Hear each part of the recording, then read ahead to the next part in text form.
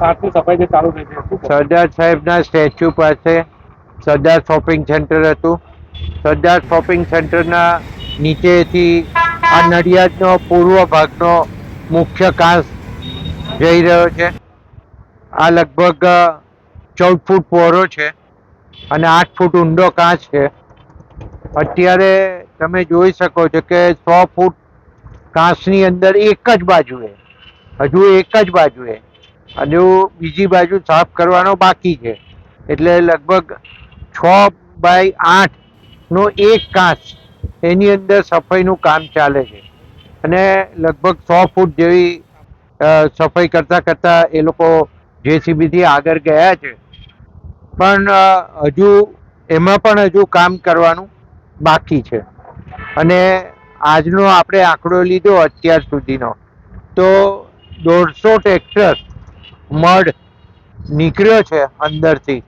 અને આ પૂરેપૂરો ચોકઅપ જ હતો. અને અગાઉ જે પ્રમાણે મ્યુનિસિપાલિટી હતી ત્યારે પણ કહેતા હતા તે પ્રમાણે આ જે પૂરેપૂરો ચોકઅપ હોવાના કારણે જે વરસાદી પાણી છે એનો નિકાલ થઈ શકતો નહોતો. અને એના કારણે નાના કુમનાથ રોડ હોય, મોટા કુમનાથ રોડ હોય, આ બાજુ આઈસ ફેક્ટરી દેસે વગો હોય, કિડની હોસ્પિટલથી પછી કોલેજથી આવતું પાણી, અને ઓલ્ડ સિટીનું પાણી, જૂનું શહેર જે નડિયાદ છે એનું પાણી ઉડેવર મારફતે અહીંયા, આ બધા જ પાણી અહીંયા ભેગા થઈને આવે.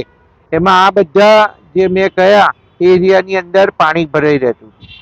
અને એમાં આંખની હોસ્પિટલ આપણી સૌથી મોટી સંતરામાઈ હોસ્પિટલ, એની અંદર પણ એ પાણીમાં 4 મહિના આપણે રહીએ જ છે.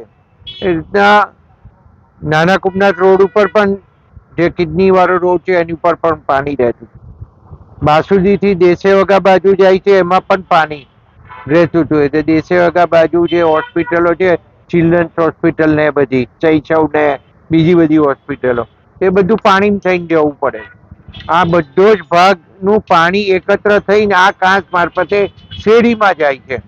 હવે અત્યારે આપણે જોઈ શકીએ છીએ કે આપણે આ શોપિંગ સેન્ટર તો જર્જરિત હતું અને જે મ્યુનિસિપાલિટીએ ટેસ્ટિંગ કરાયા એમાં રિપોર્ટ એના ફેલ ગયા, એના કારણે આ ડિસિઝન તો લેવાનું જ હતું. પણ જોડે જોડે કાંસની સફાઈ થાય એ જરૂરી હતું. અને અત્યારે કાંસની સફાઈ ચાલુ જ છે. આ કાંસ સાફ થશે એટલે આપણને નડિયાદને ખૂબ સારું રિઝલ્ટ મળવાનું છે. અને એની અંદર પશ્ચિમના અમુક ભાગ અંદર આવી જાય છે. જે શાક માર્કેટ પાછળનો જે વૈશાલી વાળો જે રોડ છે ત્યાંથી જે કાંસ જાય છે આખો, એ કાંસ બી અહીંયા માર્કેટમાં થઈને આ કાંસમાં જ આવે. તો આ બધા જ ભાગનું પાણી આમાં ભેગું થઈ અને નડિયાદમાંથી નિકાલ થાય છે.